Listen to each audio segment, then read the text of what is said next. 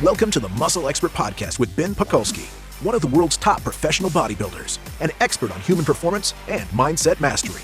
Ben dives deep to deliver the strategies of the top experts to upgrade your body, mind, muscle, strength, performance, biochemistry, and how to become the upgraded modern man.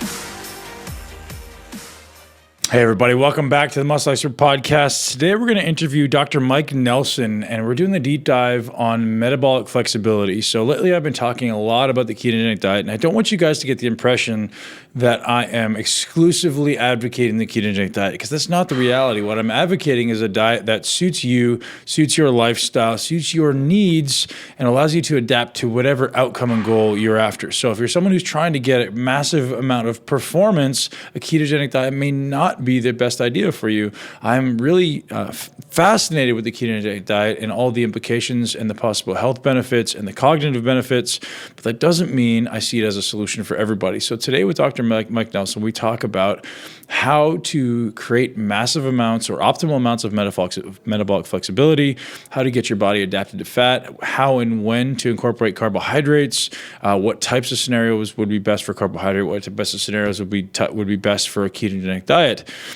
We talk about heart rate variability, how that's going to be influenced by macronutrients. We dive into a few more things around nutrients, around the mitochondria, and just ultimately how to make the most of everything that goes into your mouth and make it match your goals. I hope you enjoy this episode of Nutrition Week Focus on the Muscle Expert Podcast. As always, I appreciate you guys so much. Look forward to all of your feedback, and I hope you listen right to the end and enjoy the episode with Dr. Mike Nelson. Hey, what's up, ladies and gentlemen? Welcome back to another episode of the Muscle Expert Podcast. I'm your host, Ben Pakulski, and today we're going to dive into metabolic flexibility. This is one of my most downloaded episodes ever when we originally talked about metabolic flexibility. And today I brought back a gentleman who's an even greater authority on metabolic flexibility and a number of other amazing topics that we're going to discuss today, as far as how your body uses fat, how your body uses carbohydrates, when it prefers those fuels. And I also want to get into a little bit about heart rate variability, because this gentleman's got his PhD in both of those topics. Mr. Mike Nelson, what's up, man? Hi, how are you doing? Thank you very much for having me on the program. Really appreciate it. Dude, so great for you, man. We met at PaleoFX, and you started messing with some RPR and hurt me, but made me feel better at the same time. So, dude, that was awesome. Thank you very much. And listen, since then, I've been hearing your name everywhere as being one of the guys who's literally one of the best authorities in the world on nutrition.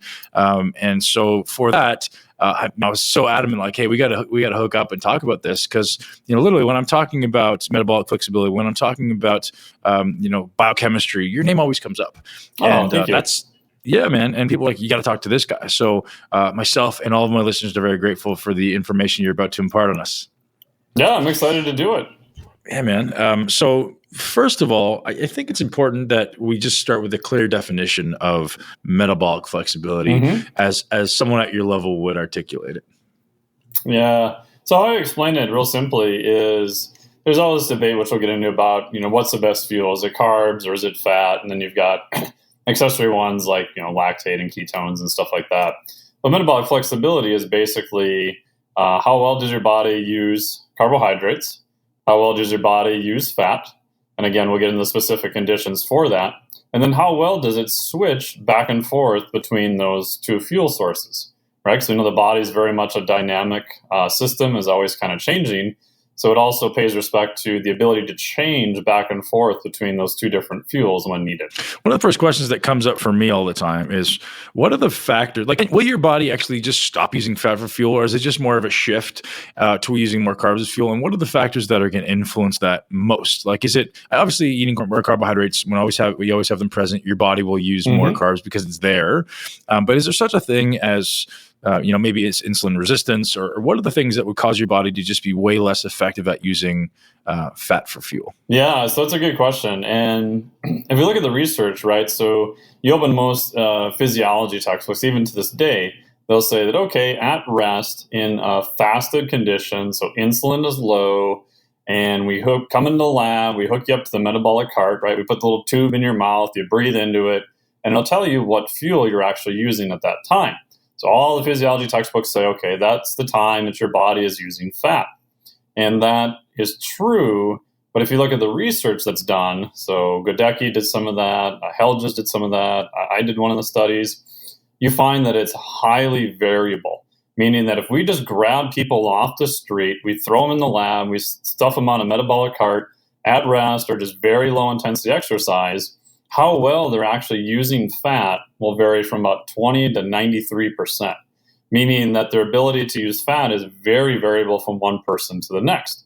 Which gets into your question of, well, what are the things that actually will affect it? Can you really completely shut it down? Not entirely, right? We're always talking about a spectrum, excluding any sort of weird disease states. You can't really ever completely stop the use of one fuel. However, I have seen some stuff from, this is a very high-level endurance athlete who was just going through tons and tons of carbohydrates, was performing at a pretty high level. And when we did a max exercise test on him, we normally have what's called the crossover effect. So you start at very low intensity, and this is done fasted. You keep going all the way up until you get to your max. And we normally look at the fuel source. You'll see, okay, use of fat, and then transitioning, and a huge use of carbohydrates. And with this person, they never really transitioned that much. They started out using a fair amount of carbohydrates, and it just kind of went up from there. So their percentage of them using carbohydrates is very high. Their percentage of them using fat, even on low intensity, even fasted, was actually quite low. So in some extreme cases, we have seen people that can very much be shifted that direction. Now, and what is the cause of that? There's a whole bunch of different things that influence it. And that particular athlete their diet was almost entirely based on carbohydrates. They're eating 6 to 7 meals per day. They were exercising, in this case, 2 to 4 hours a day. They were a triathlete. So they were constantly having super high levels of insulin, constantly on sort of the carbohydrate end of the spectrum. They're doing a lot of work, so health-wise, they may be protected possibly from that. If we look at other things that will massively disrupt the use of fat, it's primarily not lipolysis or the breaking down of the fat molecule into smaller pieces to be burned, right? So taking the triglyceride and breaking it down into smaller pieces. Some early studies from the 80s that showed that even in obese individuals, that's probably not the rate-limiting step.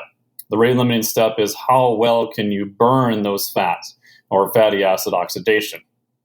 That's related to things like genetics, right? We can look at stuff from the Heritage trial, which is done at the University of Minnesota, that showed that just the person's base aerobic capacity is highly genetic, maybe up to 30%. One of the professors I had, he was the lead researcher on it. So he said he'd have these people come in. Because it was a genetic study, they were looking at the parents and also trying to look at the kids to see the direct genetic relationship, comparing them to other people. And he would say that he'd have a few Harley biker guys that would come in, would smoke and drink, and some of the times their VO2 max would be almost as high as some other people who were training. Now, again, they're comparing the genetic kind of high responders on the end of the spectrum, and they can do better with training. But a lot of that can be partially genetically determined. Obviously, how much work you do, what state you do the work in, right? So if you're doing work more fasted, you are going to use a higher percentage of fat as a fuel. Lastly, you can get to things like sleep. You mentioned insulin resistance. We know that even one night of really messed up sleep, you will see effects on insulin and glucose the very next day. There's a study, I think it was the University of Illinois. They took people and said, okay, 8 hours of sleep. The other group gets 4.5 hours sleep. So healthy, young individuals. So they only did that for 4 nights, and they measured a whole bunch of stuff after the 4th night. And what they found was they were horribly metabolically inflexible. They sort of lost the ability to use carbs real well, and the ability to use fat actually got worse. Growth hormone went down, epinephrine went up, cortisol got dysregulated, and that was only after 4 nights of getting 4.5 hours of sleep, and otherwise very healthy individuals. So there's kind of a bunch of stuff that can play around with the different factors. So many people are leaning toward the ketogenic diet these days. And, speaking about that gentleman he just said was so carb adapted, so one of the things that people are experiencing when transitioning into this, fat adapted ketogenic state is, quote unquote, keto flu from, poor fat adaptation. I'm speculating here. I want you to actually answer that. Is that what they're experiencing? Is just, they're so adapted to carbohydrates that they just feel like crap when their blood sugar starts to come down and their body doesn't have that constant supply. Can you talk about that whole situation a little bit? Yeah. So there's a couple of debates in that area. So if you talk to the more ketogenic advocates, they would say that it doesn't really exist. It's people not taking in enough fluid, not taking in enough salt, that it's more of a hydration type issue. I've seen some other people who have been very well hydrated, took in a lot more sodium and still kind of experienced it. It's probably a combination of both. But in my brain, what I think of is, on one hand, it's fascinating to me, right? So if we take, let's say, quote unquote, the average American, maybe a little overweight, doesn't exercise, let's say they're in their mid 40s, and we take them and we force them to fast, let's say for 4 days. The fact that their body would go into ketosis and would run that system, even though they've never been close to a ketogenic state in their entire 45 years of existence, that programming has probably never been run at all. The fact that your body will keep that as a backup system to ensure survival in like a very long fasting or potential starvation condition, to me is like mind blowing. That we're so hardwired for survival that even never using that system will still be able to get people to do it. Now, would they feel pretty horrible in that transition? Yeah, they'd probably feel utterly horrible, but they would survive. And I think it is a hard time switching to fuels. So on metabolic flexibility, if you look at the spectrum, right, so on the far right-hand side, we've got high amounts of carbohydrate use. Way, way down on the left side, I would put more of a ketogenic diet, because we know we have to drop insulin levels pretty low in order to get ketone formation, higher amounts of fat. So I think that transition I've seen can be very hard for people. Some types of fasting, another more of a gradual transition, I'm a little bit bigger fan of. And like I said, back to the early studies, we do know that fatty acid oxidation does get changed pretty dramatically. And while we don't have a lot of data on people on a high carb diet going to a ketogenic diet in terms of getting them in the lab to kind of watch that fuel transition, it's also from a lab standpoint made a real bugger, because when they're in a ketogenic state and they're producing more ketones, if you hook them up to the normal metabolic cart, your readings will get kind of skewed because of the ketone formation. So it makes it harder to try to parse out exactly what's going on in that sort of transition.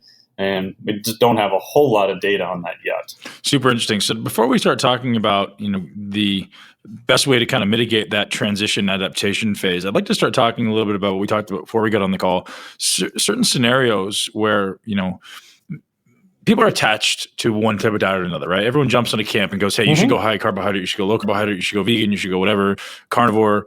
Let's start talking about, giving the listeners a little bit of an understanding of different scenarios where you would probably see an advantage to be fat adapted, or just different situations where you may see an advantage in being carbohydrate adapted.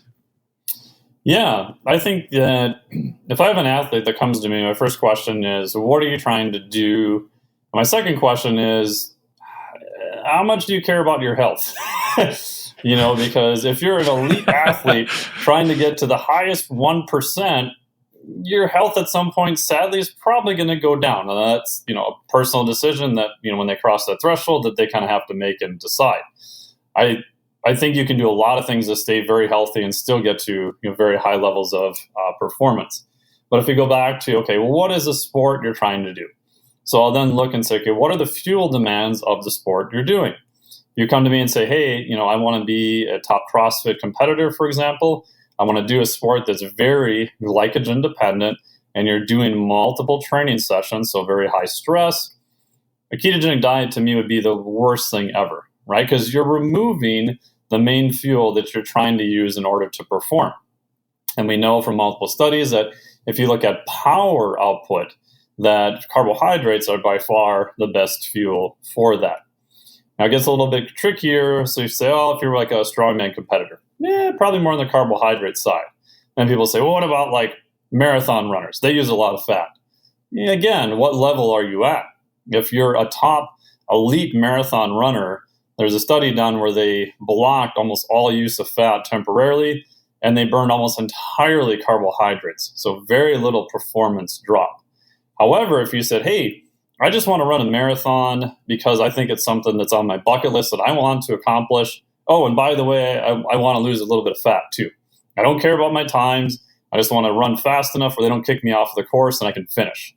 Well, that's completely different than someone who's an elite athlete, right? In that second scenario, you can make an argument that, yeah, trying to use more fat is going to make it a little bit easier for your body to perform. You're not performing at this super ultra high level, so that's going to be a little bit easier. Even on the ultra endurance spectrum, right? So if we go to the other end of the spectrum, there's some, runners like Zach Bittner and other ones. If you listen to them, they actually do a lot of what I would say is metabolic flexibility. Do they have periods of fasted training? Absolutely. Do they have some periods that are probably ketogenic? Absolutely. But if you listen to what they actually do on the day of the event, even when they're running many, many, many miles, and if you go like Zach, he's ridiculous, running ungodly fast for that amount of miles. He's taking in a lot of carbohydrates, 3 to maybe 500 or more on the specific days that they need that level of performance. So again, I think it's context specific. We've got him booked to come on the cool, podcast. Yeah, dude, he's like superhuman, right? The stuff he's doing. Oh, he's insane. He's crazy. So one thing I want to touch on, though, you said that power athletes are going to need high amounts of carbohydrates.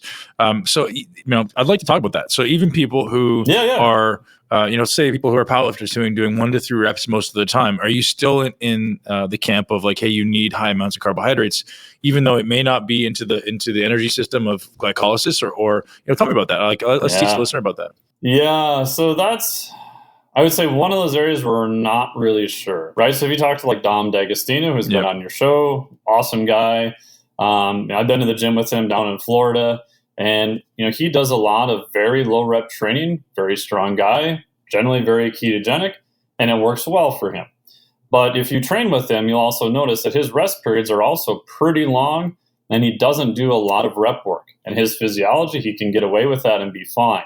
So I think if you're a power lifter and you're kind of wired that way, and that works for you and you can get away with it, you could argue because you're primarily using only ATP PC, that may be okay. Now that gets complicated when it goes, okay, so what sort of system of fueling do you kind of quote unquote believe in, right? There's something called the glycogen shunt theory that says, in general, while it's not really been proven, but it's a pretty cool theory, everything kind of runs through glycogen and all these other systems are just kind of repurposing ATP and then running through there.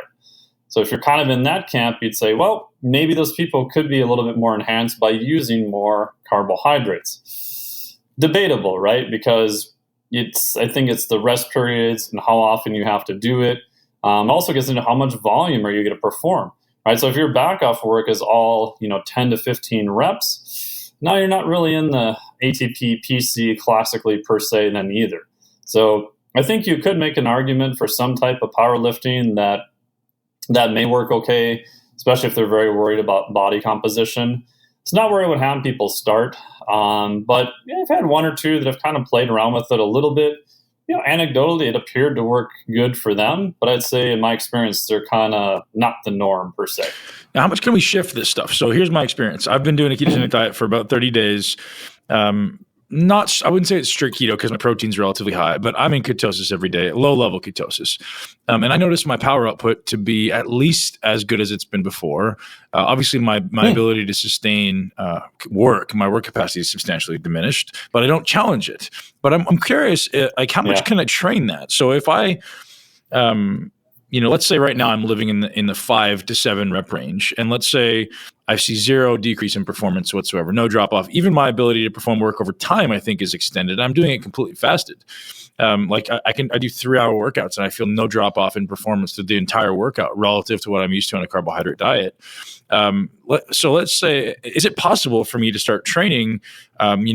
Maybe now I can push that from 5 to 7. Maybe I push it to 6 to 8, and then I push it to 7 to 9 reps, and keeping that volume very high. Would my body actually physiologically adapt to being able to perform in that system using less glycogen as fuel and actually using fat as fuel? So the answer I would say is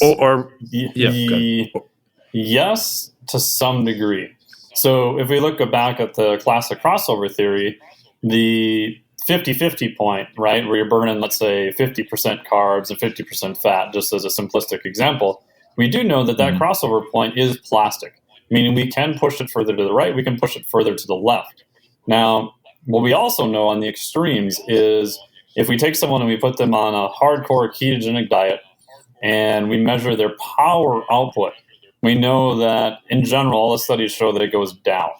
So again, if you're not an ultra competitive cyclist or bike person, probably doesn't matter that much. Was that a sedentary population? No, that's even in trained athletes. So I'm curious because obviously I feel like all of these diets work differently. When you compare a sedentary person, you compare a well-trained athlete. Anybody who's well-trained will adapt better to whatever you subject them to. I feel. So that's why I'm always curious about the population because, I could probably train on nothing for 3 days and probably still get a pretty good workout just because my body's adapted, my brain is adapted, my nervous system understands, hey, you go in this place, you do this thing, go do it well. My brain gets it. So I'm always curious about populations, but if you say it's trained athletes as well. Yeah, so one of the early studies, right, the one that's always kind of, rolled out was from the 80s, right? So Stephen Finney, great dude. And they took cyclists and they put them on a ketogenic diet. It was the very first people to ever do this. And when they retested them, though, however, they were in like that 60 to 70% range. The rumor was that they did some power testing and saw that it was actually decreased a little bit. If you talk to cyclists who will do long races, they'll usually tell you anecdotally, hey, everything was great, but I went to drop the hammer and just really ride past this guy really fast. I'm kind of missing that sort of top end gear. And from a bioenergetic standpoint, we know at some point, right, but we don't know exactly where, that fat from the rate of energy production cannot compete with carbohydrates. Now, ketones, depending on what measure you use, if you use like an efficiency measure of the amount of ATP produced per unit of oxygen, they're kind of between fat and carbohydrates. So we know that at some point, you are going to lose something off the top end. Now, how much that is, I would say even in an elite population from what we've seen, you're still talking like probably single-digit percentage. So you're not talking 50%, 40%. But again, if you're highly competitive, those percentage points matter. And then also to your point, I think we can push it probably pretty far. But at some point, if you're talking again about the elite of the elite, you can't get around that, bioenergetics 101, that fat just can't keep up with carbohydrates for the rate of ATP production. So it comes down to a timing thing. Obviously, fat can produce more energy, but it just can't do it at a fast enough rate for that ultra high-end power. Right. So if someone wanted to sustain it like a cyclist, and, even after they drop the hammer for that, 60 seconds, 2 minutes, whatever it is to try to pass somebody and had to sustain it afterwards, they'd probably be screwed. How about someone who's training like in the gym? So an example, I'm doing 6 sets, I've got to warm up, and now all of a sudden this set is going to 100% maximum failure for that instant. Would I be able to, take 3 to 5 minutes between sets and do it again?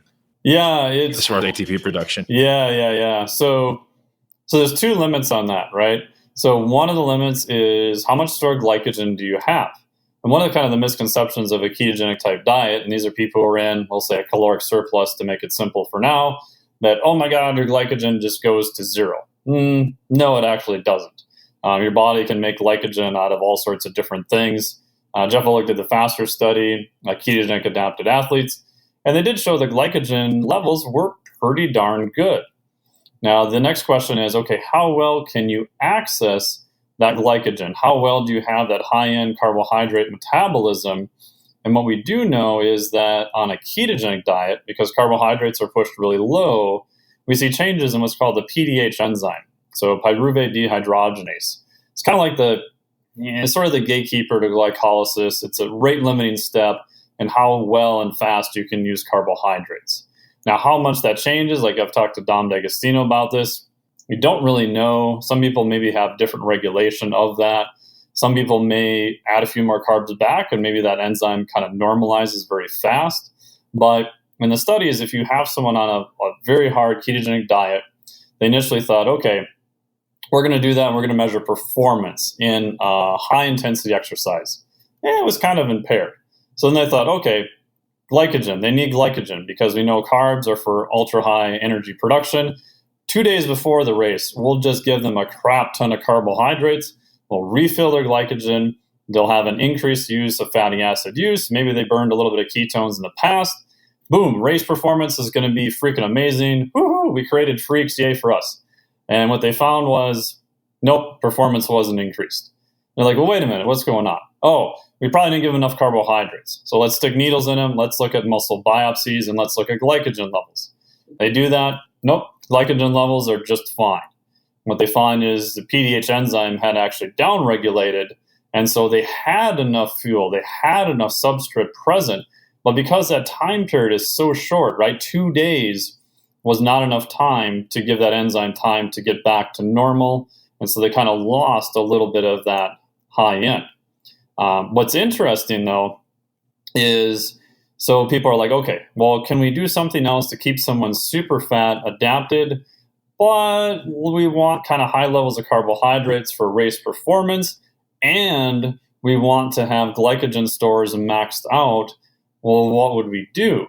And it turns out that fasting does not appear to have a downregulation of the PDH enzyme. So what I'll do with athletes is I'll say, okay, you're doing, let's say, just some strength and power type stuff, some CrossFit kind of Metcon type stuff, and you're kind of worried about body comp. You think that maybe your use of fat isn't the greatest. So we'll say Monday we'll have you do a fast of all day, right? You'll work up to doing 24 hours. Just do some low-level aerobic-based building, so long, slow distance, fasted training, help regulate the use of fat. We whack out a whole day's worth of calories, and then we can come back literally the next day on Tuesday, give you like 300 grams of carbohydrates, do your strength and power workout, and you're perfectly fine. Probably because the duration is very short, and when you fast someone, you will drop liver glycogen levels, but if they're not doing a whole ton of muscular work, muscle glycogen levels don't really go down that much, right? You have to do a lot of muscular work in order to deplete muscle glycogen. So the fact that they probably have a little bit more muscle glycogen hanging around for a while, and that we only did this for about 24 hours. We did it for a very short period of time. That's kind of my bias of what I would do with athletes who are in that situation. That's beautiful, man. That makes a ton of sense. And I mean, I fast quite often. And like I said, I don't notice very much of a performance decrease. And people are like, how do you do that? Yeah. I don't know. And you just explained it. Like I just fast because it's simple, and I'm not really that concerned with keeping 280 pounds of muscle tissue anymore. Yeah, I mean, I'm okay with losing a few pounds of weight, and it doesn't seem to go anywhere. And my performance doesn't seem to go down, even if I do multiple days in a row. Like if I have one meal a day for 3 days in a row, I'm probably eating less than 1,000 calories a day. I don't see a substantial performance decrease, which blows my mind. But, as a bodybuilder, I was so attached to having to eat every 3 hours or the world would end, right? Like, oh my God, I'm going to lose pounds of muscle. Yeah, all the muscle is going to fall off your body. And I mean, at some point, I agree with a lot of the protein physiologists that, fasting will throw out not training that day. You're definitely probably not in a quote anabolic state. But the flip side is if it's 24 hours, you're probably just not completely, utterly catabolic like all the magazines would have you believe either. My bias is I think you're probably muscular neutral, right? And if you train, we know that you get an upregulation in muscle protein synthesis just from training, even if we don't have any nutrition on top of it. Of course, we can get a higher gain by adding protein and things like that to it. But even training in general is going to be, for the most part, especially acutely, kind of a net positive.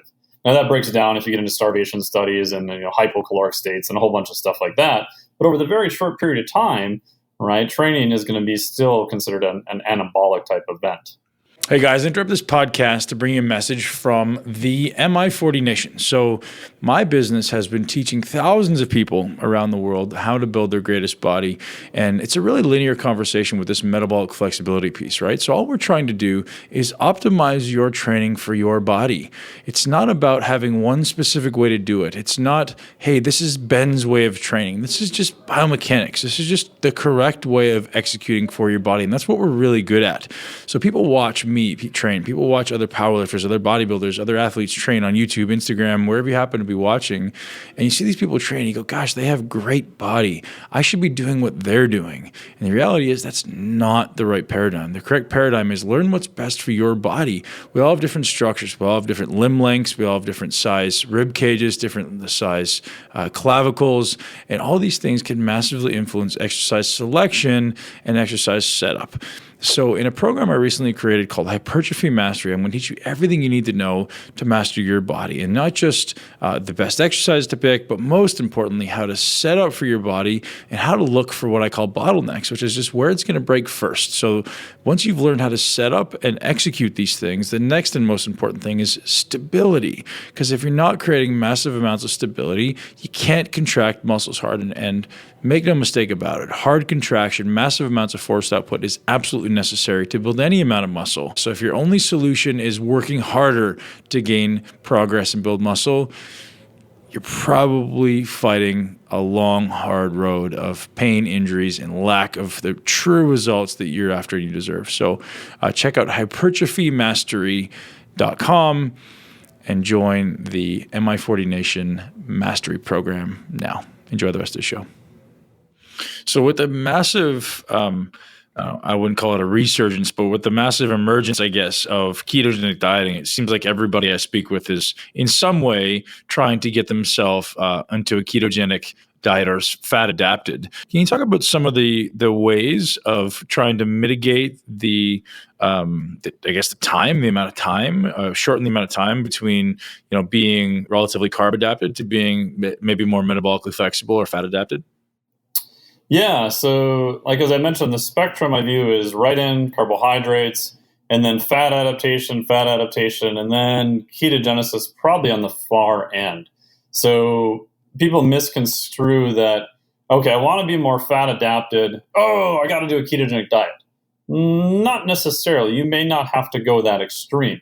Now, again, if you go back to Jeff Volek's FASTER study, yes, in those athletes who were ketogenic, did they use more fat than had ever been documented before in the history of physiology? Yes. So they did have a massive increase in the use of fat. So I like to walk people down the spectrum, and I'll have them do a lot more fasting first. Because in my head, I'm going, okay, so let's throw exercise out of the equation for now. Let's assume their lifestyle is pretty stable, their sleep is good, their stress is good, that kind of stuff. What's sort of the biggest metabolic hammer I can give them to upregulate the use of fat? Well, I probably want to drop insulin as low as I possibly can, right? So insulin is a fuel selector switch, which I stole from Jeff Volek again. So high levels of insulin push your body to use more carbs. Low levels of insulin push your body to use more fat. And we know in healthy people, if you fast for, say, 24 hours, right around that 18-hour-ish mark, it's going to come down and it's going to flatline. So after that point, insulin in most people, there's exceptions, doesn't really go down any lower. So from a hormonal metabolic standpoint, excluding exercise for now, that's probably the biggest metabolic hammer I can get. Now I can kind of goose that a little bit by maybe providing more fat, exogenous ketones, but I'm kind of using a little bit different substrate at that point. I'm trying to produce more ketones and use them for fuel. So my bias is I will have people work up to a 24-hour fast at least once a week. Maybe they'll do a little longer fast overnight. I may drop their carbohydrates a little bit lower the rest of the time. And in my head, I'm thinking I want to try to get insulin as low as possible. And again, lifestyle stuff, I'll make sure their sleep is good, their stress is good, all that kind of stuff. And at some point, maybe I will have them do a ketogenic diet. Again, depends on their goals, depends on what they're trying to do, and everything in between. But what I currently see that drives me a little bit batshit crazy is people going, hey, I love carbohydrates. I eat carbohydrates all the time. Oh, ketogenic diet. Son of a bitch, I got to go do that. So they'll go and do a ketogenic diet like Monday, and that's a really hard transition, right? You're going from the far right end of the spectrum to the far left end of the spectrum. You're trying to compress that over a very short period of time. And I just find that, can you do it? Sure. Will your body survive? Yeah, you're not going to die. But most people just don't feel very good, and it's just hard to keep the compliance and other things like that. Hardcore bodybuilders, people like that, they'll do anything, right? You tell them, oh, this is good for you. Man, they're gone. They're going to run through a brick wall. Sure, coach, here I go, But Other people, not quite as easy. Right. One of the things I hear a lot of conflicting opinions on is the role and implications of protein manipulation in ketogenic dieting, right? Mm-hmm. Some people say protein doesn't matter. Some people say if you're taking too much protein, your insulin's going to be up, you're not going to be ketogenic. From a physiological perspective, and in your opinion, what do you think? I've just seen numbers of protein like all over the map. I'll generally tell people, especially if they're trying to get into a ketogenic diet, I'll actually probably have them go lower protein. Even though in the back of my head, I do get a little worried about possibly some muscle loss, right? Because there's some data, and Dom showed this too, that as you get ketone levels higher, they appear to be somewhat protective against the catabolic or the tearing down of some muscle tissue. So if I've got someone who may take them 6 days or longer to really get those elevated levels of ketones, and they're on the more advanced end of the spectrum, I get a little worried about putting them on super low protein. The flip side is what I've seen is if their protein stays high, some people will never get into a ketogenic state, especially at first. If they've been doing it for a while, I'll tell them, slowly kind of ratchet up your protein, see when you get kicked out of ketosis, if you do, and that'll kind of tell you where your kind of happy medium point is. But I've seen everything across the map. I've seen some people have to go as low as like 40 to 60 grams of protein a day and do everything else right. I've seen other people's at, twice that amount. If we look at, Jacob Wilson did one of the studies looking at a targeted ketogenic diet, and they did see some loss of lean muscle mass in those people who were exercising pretty hard. Again, like all data, of course, I'd love to see studies like that replicated. But I think you could make an argument that you're kind of riding that fine line of, I want to really get them into ketosis as fast as I can. Of course, you can get into using exogenous ketones and things like that. But in a perfect world, I kind of want their body to kind of do it itself. I don't want to replace some of those mechanisms. I want the body to kind of upregulate some of those mechanisms. Maybe if I use an exogenous ketone as a bridge or things like that. And I'm probably going to err a little bit on lower protein. My thought being I want to try to get them into ketosis as fast as I can, and then I'll play around with different levels of protein. But you could argue the opposite too. You could say, hey, I'm going to start at a little bit higher level of protein, and I'm just going to keep going down, all other things being equal, because I really want to hold on to muscle and try to figure out where that point is, that kind of inflection point, to see if that makes a difference. I think you could probably argue either way right now. What would be some of the main reasons that you, as a practitioner, would want to put somebody into ketosis? For me, my first question is always, again, what is your goal, right? Because that's probably like the number one question I get now is, hey, should I do a ketogenic diet? I'm like, I don't know. What is your goal? If when I would use it is a lot of times a psychological thing. Have you done it? Do you enjoy it? Right? So again, talking to Dom, he's like, it's easy for me. It's like, I don't want to eat a lot. I can get all my other work done. My lifting is fine for where I want his performance now. Cool. That makes perfect sense to me. If you're doing it just because it's the latest fad, if I do a lot of kiteboarding, if I got dropped out of the sky on my head, I would probably be doing a ketogenic diet by the time I got to shore. Because I think there is some good data on pathological states. Like I said, Finney and those guys have done some interesting work on type 2 diabetics, right? So if you're really screwed up on the far right end of the metabolic spectrum, maybe you need a more extreme approach on the opposite end to try to get back to normal. They've presented some pretty cool data looking at that. So I think you can make a very good argument, especially in the case of frank pathologies, that there's some very interesting applications for a ketogenic diet, especially for neurology and in the case of TBI, so traumatic brain injury, trying to fix that sort of energy imbalance, right? Because all the energy just gets screwed up in your brain. Ketones may provide another fuel source to give you time to kind of work that out and provide some energy so you can go in and do the rehab type work. George Brooks's lab has been doing infusions of lactate with some brain injuries and different pathologies to see if lactate could be provided as a fuel source. It's a little bit debatable, I would say, right now. And then we also know if you get whacked in the head, your blood-brain barrier can actually open up.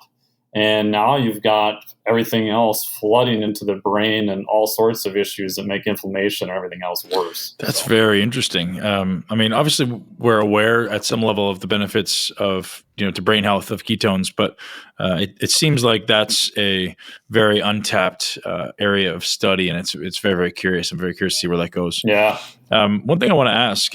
Yeah, and I think there'll be some super interesting stuff with that in the future. Yeah. As we know, epilepsy, it's been used for quite a while, stuff from the Charlie Foundation, things of that nature. Yeah, one thing I want to ask is, with the prevalence of ketogenic dieting again, what are the implications on thyroid to begin with and on the microbiome? Oh, thyroid in general, you'll see it go down. Now, again, is that related to metabolic rate? Is that related to a lot of people who do a ketogenic diet tend to be hypocaloric? Because you feel a lot more full, you're usually not as hungry, so people tend to eat less. And we know that if you tend to eat less, thyroid can go down. I actually did a presentation in Illinois a couple months ago. Steve Finney was doing a presentation there. And so I asked him about that. I said, well, are you worried about, thyroid levels, changing on a ketogenic diet? And he's like, well, no. It's like, yeah, they go down. But his counter argument was that the receptor sensitivity goes up. And then I asked him, I said, well, where is that published? He's like, well, we haven't got around to publishing yet. It's on our blog. So maybe not. I don't know. I've been trying to find some data, and I haven't been able to find it yet, of looking at just simple RMR on people on a ketogenic diet. And for what I've seen, it doesn't appear to tank. Obviously, RMR has a whole bunch of stuff in it. It's not just thyroid. Resting metabolic rate tends to be pretty resistant to just about everything for the most part. I mean, it'll definitely change, but at some point you're going to hit that, that's the amount of calories it takes to keep the lights on, and you could do some horrible stuff and it doesn't seem to go down below that. Right. So, yeah, I don't really know. In terms of microbiome, I have no freaking idea.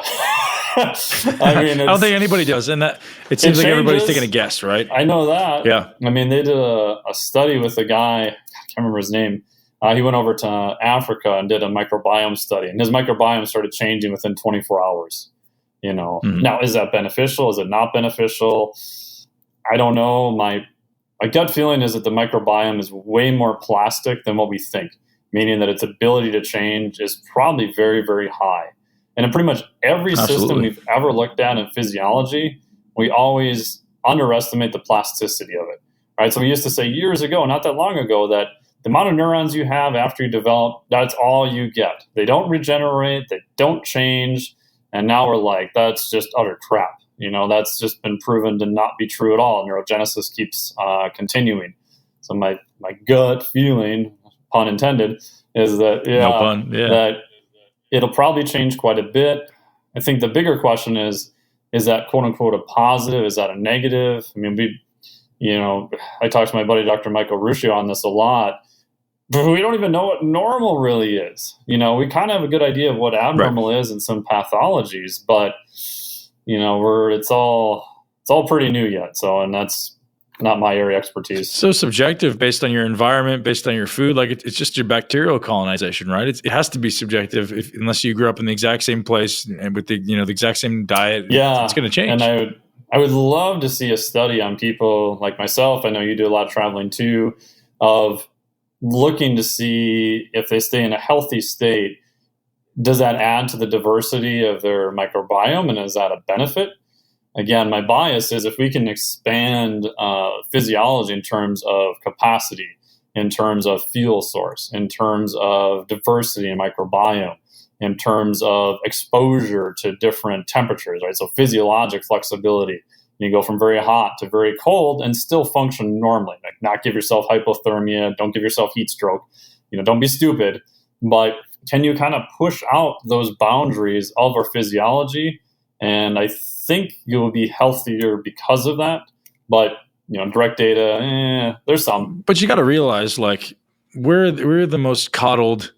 Part of the human species ever, right? Evolutionarily, we were either in extreme hot, we didn't have air conditioning, we didn't have heat. Yeah. We were subjected to, they show pictures of babies, in Russia, et cetera, sitting in the snow, and they're just chilling out, playing in the snow. Like we're very, very, coddled society, I guess. Like ultimately, we're not being subjected to those extreme circumstances that we probably are very well adapted to be subjected to. So one thing that I want to kind of bridge the gap between all your areas of focus. So metabolic flexibility being an area of focus and heart rate variability being an area of focus. Talk to me about how macros influence heart rate variability and recoverability. Yeah. So what I've seen is that drastic changes can mess with HRV, right? So I've seen a few people who said, hey, I'm going to do a ketogenic diet. And they had a pretty high amount of carbohydrates in their diet. They said, boom, Monday, I'm going hardcore ketogenic. And what you'll see in their HRV, again, anecdotal, I've got 4 people, I think now, it drops pretty hard, meaning they became pretty stressed. Now, again, that's probably just an adaptation period also, right? Because you're changing those fuel sources very fast. Your body's going, ooh, I was very tuned to using carbohydrates. Ooh, now they're not around. Obviously, I'm going to survive. I'm going to use a different fuel. But you can then look at, okay, what type of hormones are associated with providing that fuel, right? Epinephrine, norepinephrine, cortisol, hormones that are generally more sympathetic, right? Their job in life is to try to liberate energy. So those are probably going to go up, which is going to show up in your overall stress level. Now, some of those people, it did normalize. Other people didn't quite normalize so well, and they kind of gave up ship and abandoned. Now, some of them always didn't measure their blood ketones, so we don't know if they got to that point where they had enough ketones to provide a different fuel source also. But what I've seen is, it's anecdotal, but those hard transitions are more stressful on the body. And that just makes sense in general, right? If we take you and we put a massive training spike on you, you go from 10,000 pounds a day, hypothetically, to 17,000 pounds, we're probably going to see your body get pretty stressed because of that. So it's not really any different. It's just playing around with macros instead of loading, for example. Awesome. So one of the things I want to also dive into is understanding measuring blood sugar, measuring blood glucose, and what it means. So, we see resting blood glucose between 60 and 90 in most people, right? And if I have, I've woken up some days and have a resting a blood glucose of 60 and still have no ketones. Some days I'll wake up, I have a blood glucose of 60 and I'll have ketones of 3.5. But can you start to demystify what it is, why people should measure if they should, and what types of things they can kind of deduce from their observations? Yeah, so what I'll have clients do if they can, if they're interested in it, I'll tell them, okay, at first, let's just get a nice baseline. Each morning you get up before you do anything else. If you're doing heart rate variability, cool. Then measure your blood glucose. Don't try to change anything. Just let me know where it is. And what I'm looking at is obviously the sheer number. And then I'm looking at how much does it change from one day to the next, right? So you can look at glycemic variation, not related to food or anything like that, but what are these levels doing on a day-by-day basis? You can go to the next level and try to do it after like a food challenge. Rob Wolf has some good stuff on that. I've done stuff what I call the 2 Pop-Tart challenge, right, which is about the same as a oral glucose tolerance test. Take the most heavily processed, glucose-laden food you can find, have that for breakfast, and see what happens, right? If, in my opinion, if you end up in a insulin-induced stupor under your table an hour later, you probably have some issues. Your blood glucose goes utterly sky high and crashes. You probably have some issues, right? So you're challenging the system. Again, that's an extreme case. I'm not telling people eat Pop-Tarts every day. How far after ingestion would you measure? I usually do it for about 2 hours, about every 20 to 30 minutes, right? So pretty standard. If you're looking at blood work, so one other thing you can look at is they'll measure fasting glucose. They'll measure HbA1c, which is about a 3-month average, looking at glycolated hemoglobin of blood sugar. There's another test, which I got from Dr. Brian Walsh, who's been on here, awesome guy, is glycomark. So glycomark will tell you that kind of in between. But if you have these massive excursions up and the massive drop right after it, they're not going to be long enough to affect kind of that 3-month average. And because they're in response to food, it's primarily looking at the first pass or the cephalic release of insulin, they won't show up on a fasting level either. So if you see, for example, my wife had this. her fasting blood work was fine. HbA1c was pretty good. And we did a glycomark test, and it was just wonky. We're like, well, wait a minute. So that means she may have these massive excursions that go up and then drop. So we had her do like a continuous glucose monitor. We had her do like the Libre, the freestyle one. You just stick it on your arm. I'll take a reading every minute, actually. It's averaged every 15 minutes, and it'll run for about 10 to 14 days. So now you can track your food. Now you have a pretty good idea of how high you're going up, how far you're coming down. Do you ever get low? So you can get pretty in-depth in mapping it to different foods and types and all that kind of stuff. So that's kind of the progression of where I would have people go in terms of what to look at for just blood glucose. I want to live for a long time. What's the ideal circumstance for blood sugar? Well, right now, I mean, the data would say 81 to 88. That's what most of the data just would consistently say. All day? That would be AM fasted. Now, how far and how high should you go after a meal? I don't know, to be honest, in terms of hard data. My gut feeling is if I'm looking at someone's measurements and they're going over 120 to 140, I'm starting to get a little worried, right? If they're starting getting 150, 160, even if they start coming down, I'm a little worried. I'm going to look to see how much they ate. If they ate 8 bowls of rice, okay, I'm not so worried. If they had, one guy we had 2 rice cakes, and he went to 210 within a few minutes and stayed there for an hour. Oh boy. We're like, oh boy's got some issues, So it's context specific, but some of the arguments of a ketogenic diet is that, well, we can really push blood glucose down because the body is driving insulin down, right? So insulin pushing the body to use more fats, we're pulling away from using glucose. We have another fuel source to use, right? So George Cahill studies, I'm sure you're familiar with, where they did super high levels of ketones, I think, and they did some stuff with starvation, and they gave them insulin, all sorts of crazy stuff you wouldn't be able to do now. And the short answer is, if you have ketones as another fuel source, you're pretty well protected against, hypoglycemia and things of that, right? Because your body's running on ketones.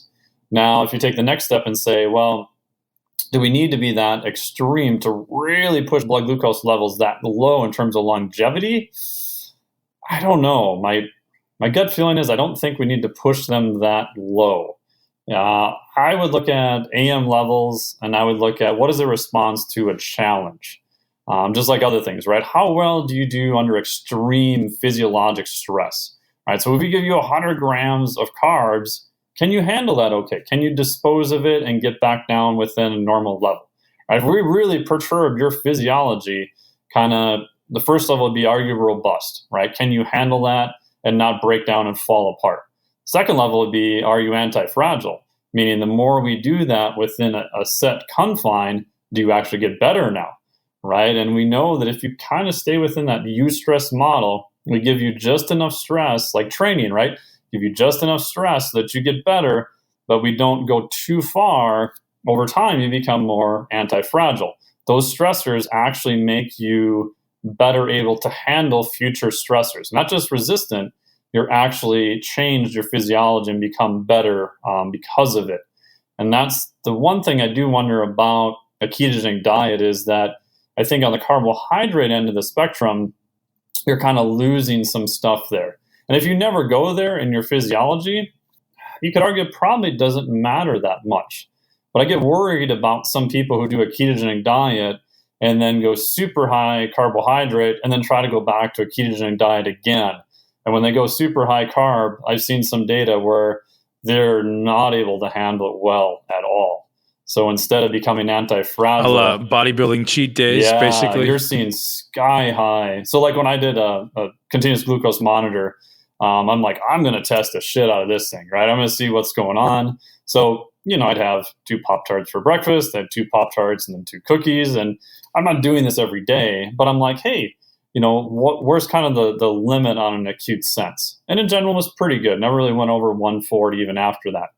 When we're doing the data review, someone was there who was doing more of a ketogenic diet, and the nurse is looking at it and she goes, hey, what did you do on this day? She's like, I ate like half a gluten-free brownie, and hers went to like, 160. Again, anecdotal, N of 1. And then she looks at me and she goes, well, what did you have for breakfast that day? I'm like, I had 2 Pop-Tarts and 2 cookies. And she's like, well, what was yours? I'm like, 123. But again, adapted to different things, right? If they told me you need your ketone levels to be sky high within 3 days, in that case, it probably wasn't going to happen for me. So I think it goes back to, what are you trying to do? What are you trying to accomplish? And what are the pros and cons of what you're trying to do? And again, it doesn't mean that this is always good and this is always bad. It's, again, goal specific and context specific. One thing you briefly brought up that I'd like to go a little bit deeper into is, to use your term, pros and cons of low blood sugar. So there's obviously a point where blood sugar can get too low, causing a stress response. But yes, getting in the range of, maybe it's like 60, maybe it's like, 65, 68, something in that range. Are there any known pros or cons of being in that range? Is it going to improve ketogenesis? Does it show a better insulin sensitivity? Is there anything like that people can kind of deduce from seeing that on their blood glucose monitor? Yeah.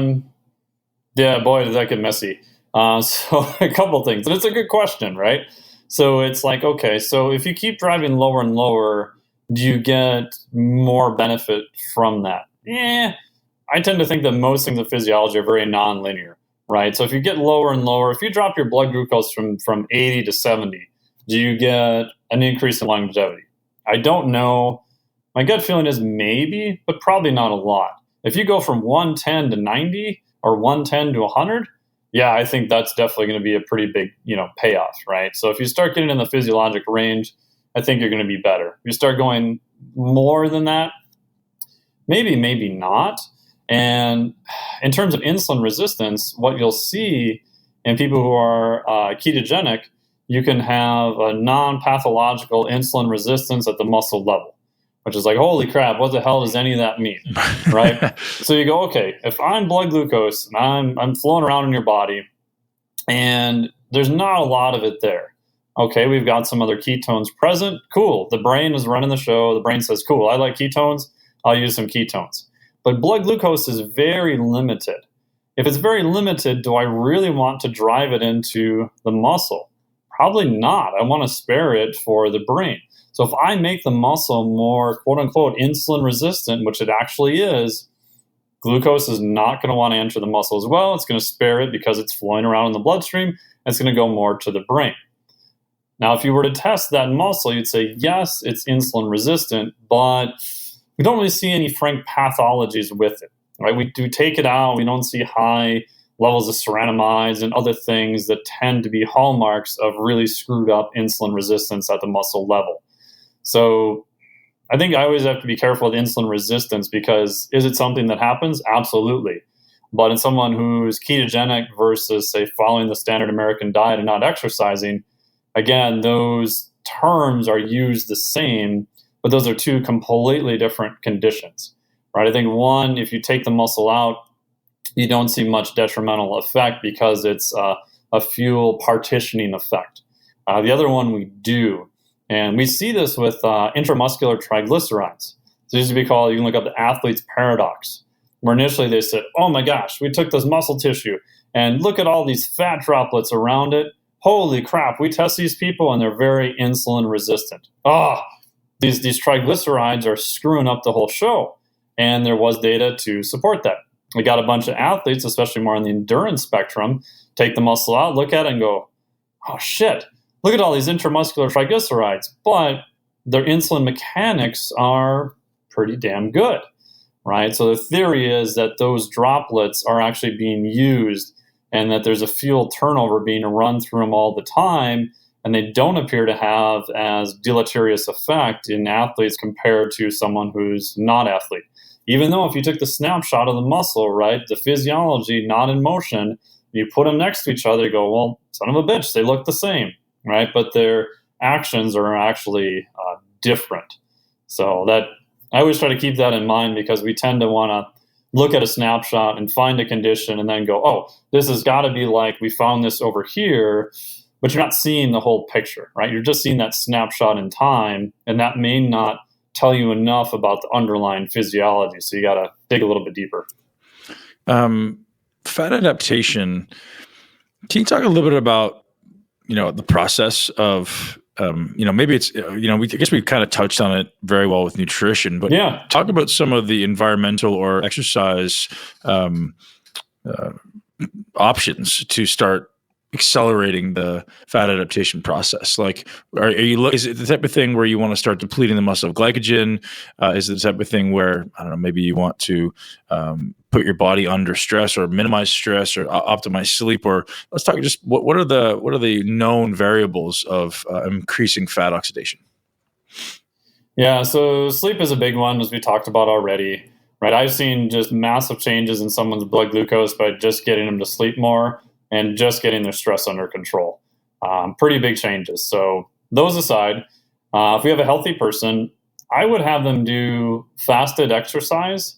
So I'm thinking, okay, what is the main modality that's going to burn the most fat for the average, general person, right? And it's old school, long, slow distance aerobic training. As much as I hate be in your fat burning zone and all that kind of stuff that goes with it, there is some truth to that lower to moderate intensity exercise does, as a percentage of the fuel, not the absolute amount, but as a percentage, if we take a snapshot of you in time, you're doing low intensity work, you can be burning 50, 60, maybe 70% fat. It can be a pretty high percentage.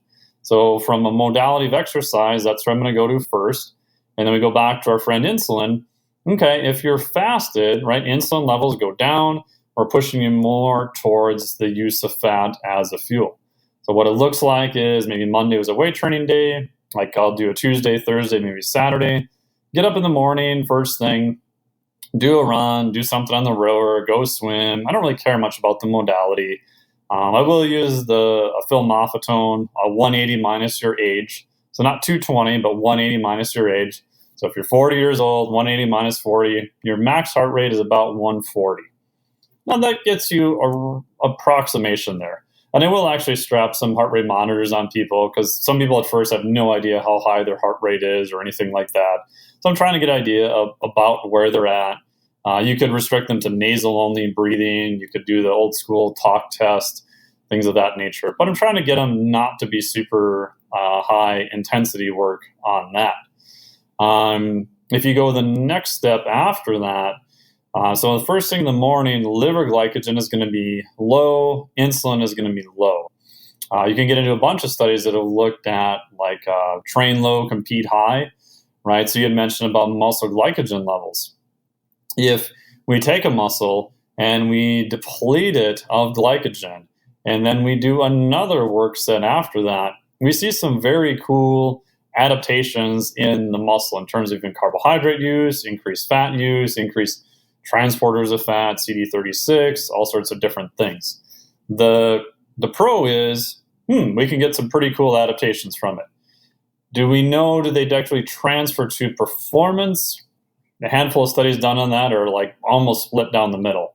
Like a study from Marquette 2016 showed pretty massive changes in high-level triathletes with 3 weeks of that sort of kind of approach. They actually lost 1% body fat by DEXA, did not lose any lean mass. And in that study, the macronutrients were identical between both groups. It was the timing that was different. One group got carbohydrates pretty much all the time.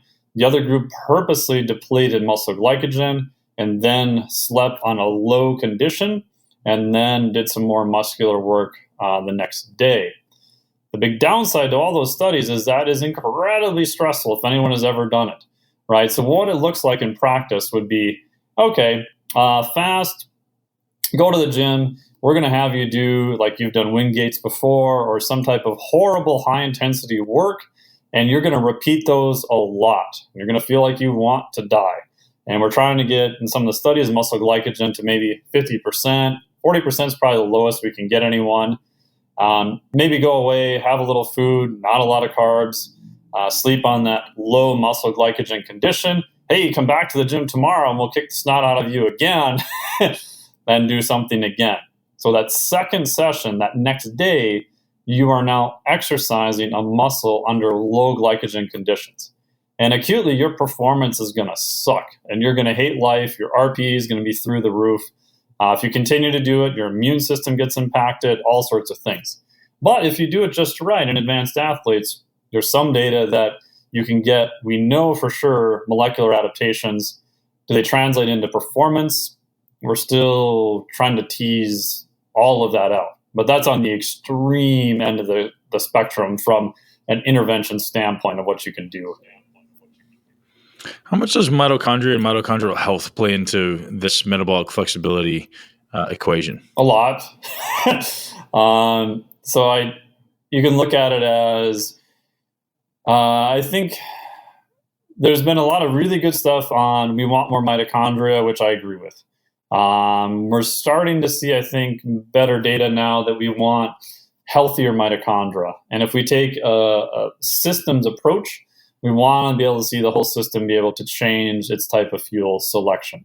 And again, if you go all the way down to the cellular level. Is that how you would classify a healthier mitochondria, just be able to take different levels of fuel?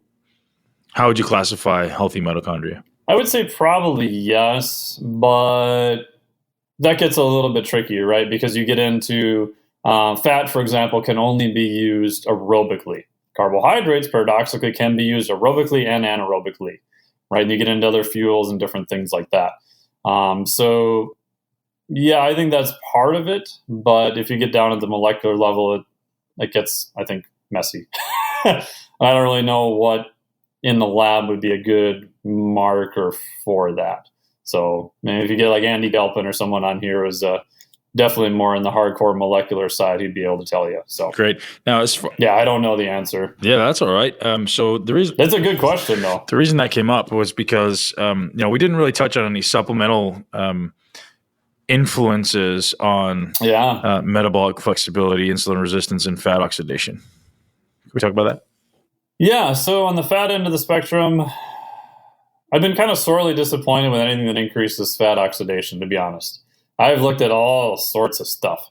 And yeah, there's some that help a little bit, right? So old school, right? You'll remember this L-carnitine, increases fat metabolism. And it has a plausible physiology, right? Carnitine is used in the different shuttles to bring fat into the mitochondria. But it doesn't, as a supplement, doesn't really seem to increase fat oxidation. The caveat is one study from Paul Greenhoff's lab, so very well-established lab. If you give carnitine with massive amounts of a high insulin-spiking carbohydrate, you can increase muscular levels of L-carnitine. Well, okay, that's cool, but if I had to give you 80 grams of a carb in order to do that, is that really physiologically useful, right? It's cool from the adaptation standpoint, but in practice, is it super useful? Yeah, I'd say the jury's maybe out on that. If you've got someone on a high carb diet, it may be perfectly fine. If you're trying to limit carbs, then kind of throws a monkey wrench in that. Caffeine, in general, will not increase fat oxidation. It will increase lipolysis for the most part. Has also other nervousine, adenosine type effects. But lipolysis doesn't really seem to be a rate limiter. You can get into some stuff with, the Randall effect. If I really goose, fatty acids and I drive them super high, I can, again, kind of push stuff down that end of the spectrum. Maybe, but I could do that by taking like an MCT oil or something like that too. One of them that is interesting that there's really cool animal data is astaxanthine. So astaxanthine is a red carotenoid, so like the color in crab shells and things like that. It's actually extracted in big plants like in Hawaii from a red algae plant. And the early mice studies were fascinating. So what does it do? It prevents the degradation of the CPT1 enzyme, so carnitine palmitate transferase 1. So one of the enzymes that helps bring fat into the mitochondria. And in rats, they did some cool stuff with maze tests and how long they could tread water and all this stuff, and pretty impressive data. Fortunately, the human data has been really split and not super impressive. There's some stuff with eye health, maybe because the eye muscles are so oxidative that may help with that. There's a little bit of data there. Green tea extract, kind of unimpressive. hardcore, like, stimulants, yeah, to some degree, but they're also jacking up, metabolic rate for the most part. So I don't know if they're really changing the fuel partitioning per se. So yeah, I haven't really found anything that's impressive. I don't know if you have any other ideas. I wish I could. And everyone's always looking for the magic pill. Yeah, exactly. Everyone wants a magic pill, and it just doesn't exist. The one thing that we didn't touch on term-wise, you may have actually talked about it a little bit, but you mentioned something called the metabolic dead zones. Yeah. Can you tell me about that? So I kind of refer to that, like if you've read any Charlie Francis stuff, obviously, epic sprint coach, he called the dead zone, right? So he would train his sprinters, and he would say, okay, if you're running really fast today, we're going to have you do high quality work at about 90% of your fastest time, right? Because in his brain, he's going, okay, I have these elite Olympic level runners. How the hell do I get them to run faster when technically they've never run faster yet? So he would say, okay, if you're doing good, we'll do as many quality reps as we can plus 90%. And then he would say, okay, if you're not doing so good, we're going to drop down and do tempo work. So maybe 70% of your fastest time, maybe as low as 50%, going to work on technique. We're going to stay out of this sort of 70 to 90% range. And that's just kind of paraphrasing there. Because in his brain, he's like, that's not a range where they get any decent recovery. They're not really able to work on a lot of skill. And it's not fast enough to transfer to get them to actually be able to run faster. They're just doing a bunch of work. We're not seeing the adaptation that we want. Now, what I see on the metabolic side is kind of similar. Like, so people are like, hey, I'm going to do the diet where I'm super high in protein, the 1 gram per pound of body weight. Oh, and I read ketogenesis is cool. So I'm going to slash my carbs to less than 50 grams. And I'm not even going to stare or oogle bagels or anything. And I'm going to have my fat super high. And it just doesn't seem to work for most people. Some people have been very ketogenic for a long time, may be able to get away with it, but they don't have enough carbohydrates to really provide much of an energy source per se. Their protein is pretty high, which does appear to kind of keep them out of ketosis. It's debatable what the exact mechanism is involved on that. They're just stuck in this dead zone where they just feel like crap. And I'm like, well, what are you adapting to? And they're like, well, I'm just going to take all the protein and turn it into glycogen. You kind of can, but man, that is a horribly inefficient process, and it takes a long time. Just eat a carbohydrate, for Christ's sake. So I think it's, what are you trying to do? So the minimum I find for people, and other practitioners have found this, so I'd be interested in what you find too, is on a low day, if they're not ketogenic, 100 to 120 total grams of carbs per day. That includes fiber and all the other kind of stuff too.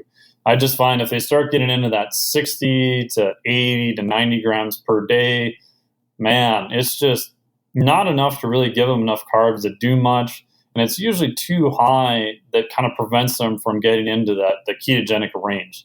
So they're stuck in this like kind of dead zone where they don't really know what direction they're going to go, and they just feel like crap. So the solution then in your mind would be either go full ketosis or go above 120? Yeah, that's usually what I'll have them do. I'm like, hey, do you want to go into ketosis? Here's the pros and cons of that. If you do, we're probably going to lower your carbs, probably lower your protein a little bit, and probably up your fat.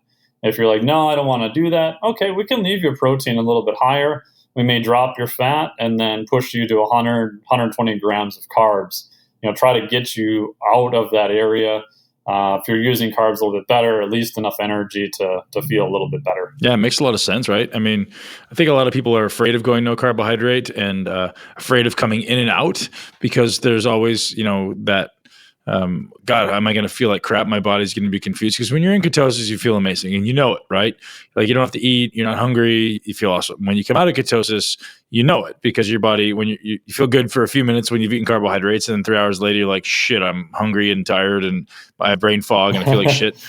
So it's definitely a hard thing to switch in and out. But it makes a lot of sense to either stay above that 100 to 120, obviously body weight dependent, but 100 to 100, yeah. Oh, definitely. And that's what I say is a min, right? I mean, obviously you have people that go above that, but it's like, hey, what are you trying to do? And usually it's people that are like, well, I don't know if I want to be in a ketogenic state, and I heard carbs are bad. It's like, no, again, what are you trying to do? Get out of there, go eat a couple of sweet potatoes. I promise you'll probably feel better, or just suck it up and go into ketosis if you want to go that route. Yeah. So Dr. Mike, tell me about the flex diet. This is very interesting to me. Yeah. So I devised it as a certification. And one of the couple problems I wanted to solve with it is for trainers and coaches, there's bazillions of different interventions, right? So after, what do you think of the ketogenic diet? The second question I get most often is, what do you think about XYZ approach? What do you think about high protein? What do you think about, we hear a lot about sleep. What do you think about fat? So I said, okay, if I can limit myself to only picking 8 interventions, primarily more on the nutrition side, what would my 8 be? And then I can educate trainers on those. And I'm like, okay, well, how do I rank them, right? Because the question then is, okay, you gave me these 8. That's cool. Well, where do I start, right? Do I start with this one or do I start with that one? And very valid question, right? So in the past, I would be like, I'll look at all the literature and I'll be like, hey, protein, super high physiologic capacity. I want you to start there. Ooh, what about sleep? Oh man, I could argue that sleep has a massive physiologic impact, especially knowing what we know now. And then in practice, I found, trying to get people to change their sleep habits, very hard, not super easy. But most people interested in fitness, trying to get them to eat more protein, that was pretty easy. So I'm like, okay, so I'll take something I just call the coaching leverage, which is the physiologic impact times the psychological capacity to change. So if we score them just arbitrarily on a 1 to 10, I would argue for physiologic impact, protein's like a 9, pretty high. Ability to change, I'd say it's probably a 10. Most people, you tell them to eat more protein, they're like, oh, thank God, I'm on a diet, I get to eat more. This is great, right? So it puts the score at like a 90. If we look at sleep, you could argue, well, maybe sleep's a little bit more important, right? So we'll give that a 10. Oh boy, capacity for people to change. I put it at like a 2 or a 3, right? So you're like, okay, now you're comparing a score of 20 to 90. And if you have someone eat more protein, it's just an easier intervention for them to do. What I find is a lot of coaches are, and I did this wrong for years, I would spend all my time just looking at the physiologic impact and lecturing people about sleep, and I felt like I was beating my head against the wall. And I'm going, but look at all this literature, look at all this data, but I was ignoring the psychological capacity. So I took all 8 interventions and then just assigned them a score. So week 1, surprise, is protein, right? And then week 2 and all the way down to week 8 is actually sleep. Again, because it was just the hardest thing to get them to change. Because, as a coach, your job and sort of your reputation is providing information that's accurate. And what I tell clients is it's okay to rig the system in favor of your client. It's okay to give them things that they can do to actually feel successful. Because the vast majority of the time they came and they found you because they had the direct opposite experience, right? They were utterly unsuccessful with everything else that they've done, which is why they've come to you and found you. So you have to kind of neurologically kind of rewire those sort of past neurologic associations of failure and give them something that feels easier for them to do and has a physiologic impact that is going to get them closer to your goals. So once I figured that out, then I just provided education around that. Yeah, that's ultimately the key to success or failure, right? Is like, yeah. Can you get this person to actually believe that they can change? Can you get them to actually enjoy this process rather than dread it? Because if they have a negative association in their brain, they just can't succeed, right? The idea of, Dr. Rick Hansen talks about running away from sticks versus running toward carrots, right? We have to get people running towards something and see that goal in front of them as a positive, as a pleasure attainment, rather than running away from the pain of it. And it's just the reality. We see this every day in the gym. We see this every day in our coaching. Like, if you can't get someone to see the potential positive and the final outcome, you can't get them to succeed. They spend too much time worrying about what's behind them, worrying about running away from the negative thing. They can't succeed. Yeah, and I figured this out a little bit by accident, because when I first started working with clients years ago, I'd done a fair amount of physiology work, and I'm like, clients, this is easy, right? Guy comes in, look at his dietary log, eating a sleeve of Oreos every day. Oh, it's so simple, man. I don't know why people have problems with all this stuff. I'm like, dude, just stop eating Oreos. He looks at me and goes, okay, yeah, that makes sense. Comes back next week. Oh, you're still eating like a sleeve of Oreos every day. It's like, I know, man. I'm trying to quit. And I wasn't too bright. So this goes on for like 7 weeks. And I'm just like pulling my hair out and I'm going, oh, what the hell? I should have never studied physiology. I should have been a freaking psychologist. What am I doing? I'm in the wrong field. And eventually so true, man. I got so annoyed. I just said, okay, I don't care what you do. I don't even care how many Oreos you eat anymore, but I want you to eat 40 grams of protein first at every meal. Then you can eat as many Oreos as you want. The guy looks at me and goes, what? He goes, yeah, you can have 40 grams of protein first and eat as many Oreos as you want. I don't care. And he's like, okay, this is great. And what I realized was I screwed up, because if I tell you, don't think of a pink elephant, what did you just think of? Pink elephant. You thought of a pink elephant, right? Because the brain is a visually orientated thing. Yep. If I told you, how high are the windows in your living room? Like, well, that's a weird question. What the hell? But you're going to imagine yourself standing in your living room and trying to figure out the measurement. You're not a computer. You don't have that measurement pre-recorded. So I'm berating this poor bastard about his Oreo eating. All his brain is thinking about is Oreos, right? So once I got him away from that, and like I know protein has satiety and all these other effects, he actually ate, not none, but he ate substantially less. So that's when I kind of realized, I'm like, oh.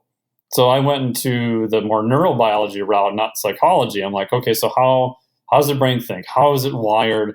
What are the cues that we're giving clients that are wrong? Right. So the association thing, clients would come in. At this time, I had left the gym I was at. It had filed bankruptcy. It was a debacle. So I said, screw it. I'm just training people out of my garage, bought a bunch of equipment and kettlebells and weird stuff. Clients would come in and look around and they're like, what? You got a tire, a bar, and kettlebells. I'm like, yeah. I'm like, have you ever done any of this stuff before? They're like, no. I'm like, perfect. I said, well, how successful have you been in the past? They're like, well, I haven't been successful at all. That's why I'm talking to you. Perfect. Right? All that other stuff you did before, that doesn't work. This is what you need to do. It's completely different. You've never done it before. This will work much better for you. It's kind of a lie. But what I'm trying to do, I'm trying to set up that thing in their brain that says, ooh, don't compare all this other stuff before, all my failures, because this is completely different. And it was completely different. They hadn't done any of that stuff before. So it's a true construct. You're not trying to lie to them and get them to believe something that's not true. They actually hadn't done any of it before, because I didn't want them to carry that sort of neurologic baggage forward into what they were doing now. So same thing with, the nutrition, that kind of thing. And that psychological voodoo is, psychological ninja tricks is everything in coaching, right? It's like figuring out, it's figuring out how to get people to change activities. And I mean, if you figure that out, you're a billionaire ultimately. And I deal with it every day, and that's my greatest area of focus. Especially in the gym, is so many people in the fitness industry are so attached to the negative aspect of exercise. Right? They come in, they're fueled off anger, they're fueled off hate for themselves, they're fueled off like trying to avoid being fat, rather than, hey, I want to get in really good shape to be healthy. Most of them are like, I just don't want to be fat anymore. The idea of they're running away from something. Or they're anchoring anger or fear and resentment, all these things toward their body, and they're just anchoring it further and further and further. Every time you contract, it's getting deeper. So how do we start getting people thinking about, hey, no, I want you to think about a positive experience, and now I want you to train. I want you to bring this positive, make this a positive experience. Let's enjoy this process, right? So many people are so jaded by previous experience, it's almost an impossibility to get them to start thinking a positive framing about this endeavor we're about to undertake, right? Whether it be nutrition or training or whatever. It's definitely a game that's new to me, but I'm definitely pretty adamantly trying to figure it out. Yeah, and even like with my online clients, like in the past, I was very nervous about correcting language to start, because I'm like, oh, I don't know how that's going to go. And eventually, about 2 years ago, I'm like, screw it, I don't care. I'm doing them a disservice by allowing them to use the same language. If they don't like it and if they want to drop off, then I'm perfectly fine with losing them as a client. I'm not trying to be a dick about it when I email them back. But I would just simply state that, hey, do you realize that you said this? And here's what I'm hearing from you, and this is how you can change it to be better. And they're like, oh, like most of the time it's just awareness. They didn't even know. Like, right? It's a person who says, well, I'm just training not to be fat. Well, you realize that your brain is thinking, I'm fat, right? And they go, okay, so let's try about this. Have a performance goal, or imagine what it's like to be leaner or stronger or whatever. Reframe it so it's the positive. So the visual that you get in your brain is the positive. And exactly what you said, you're moving them more in that direction. And how many times they just limit themselves just in their language alone and don't even realize that they said it. It kills you. Clients will should all over themselves like all the time. Yep. And just making those small changes does make a big difference over time. Man, your unconscious mind governs everything. And you try to tell people your internal reality creates your external reality. And if you can start changing that unconscious belief system, which is perfectly indicated through your words, that's how you start to change your life, man. And we all live it, and it's all ingrained in our unconscious often from childhood. So it's starting to become aware of it is hard. And there's not that many people, at least not that I know of, maybe you can correct me, but who are actually really, really good at explaining it and looking for those words and those triggers and learning how to change the action. Yeah, and a big part of that briefly is the reticular activating system in the brain. Yep. So in essence, it's your brain's filter. Right. So I remember when I graduated, I got in a car accident. I had to go buy a new car. I've been looking around for a couple of weeks, and I got a 2000 Jetta. I still have it to this day, a blue one. Man, I haven't seen any cars like this. I love this car. It's going to be so great. I pick it up. I pay a bunch of money for it. First new car I've ever had in my life. I drive it off the lot, and I'm like, what the hell? Who came and unloaded like boatloads of this car? They're everywhere. And it's like, well, it didn't change. The thing that changed was I had just spent a whole bunch of money on a brand new car that I've never had before. So the priority level to my brain, it goes up super high, right? So now I'm going to see all of that because it registers as being very important. Where before, they were all there, but your brain's like, no big deal. This is not important. So we'll just filter it out and just carry on. So even just explaining to clients that you can change that filter, right? And there's different ways you can do that.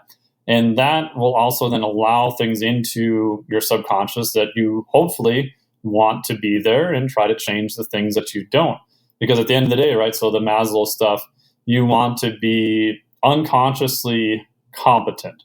You want to do the right thing without thinking, because thinking is kind of slow, right? And you can walk through those 4 steps in order to get there.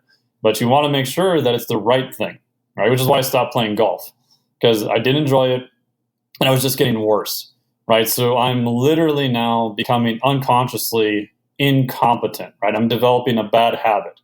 Right, and that's where a lot of people are with just nutrition. Right, they're really good at doing the wrong things, and exercise. Yeah, and exercise. Oh yeah. Yeah, and exercise. I mean, you see that every day, right? It's almost comical. Yeah, I mean, when I say 98% of people, maybe even 99% of people have absolutely no clue what they're doing, and this includes fitness professionals. People look at me like I'm out of my mind, but I'm being true. I'm like at least 98. Like 98, I think is being generous. Just have no idea what they're doing, and they're just hoping. They're unconsciously incompetent, like you say. So, man, great conversation, Mike. I really appreciate your time, and man, I'm sure our listeners are going to absolutely dig this. So, thank you very much, Mr. Doctor. Mike Nelson. Yeah, thank you very much, Ben, for having me. I greatly appreciate it, and it's always fun to talk to you. So, greatly appreciate it. Thanks, man. I'll link to all your websites in the show notes for everybody who wants to check those out. Thank you very much, Mike Nelson. Thank you. Join us on benpakulski.com to learn the cutting-edge techniques to take control of your body, your brain, and create your greatest life. This podcast is for information purposes only. The statements and views on this podcast are not medical advice. This podcast, including Ben Pakulski and the producers, disclaim responsibility for any possible adverse effects from the use of information contained herein. Opinions of guests are their own, and this podcast does not endorse or accept responsibility for statements made by guests. This podcast does not make any representations or warranties about guest qualifications or credibility. This podcast may contain paid endorsements or advertisements for products or services. Individuals on this podcast may have a direct or indirect financial interest in products or services referred to herein. If you think you have a medical problem, consult a licensed physician.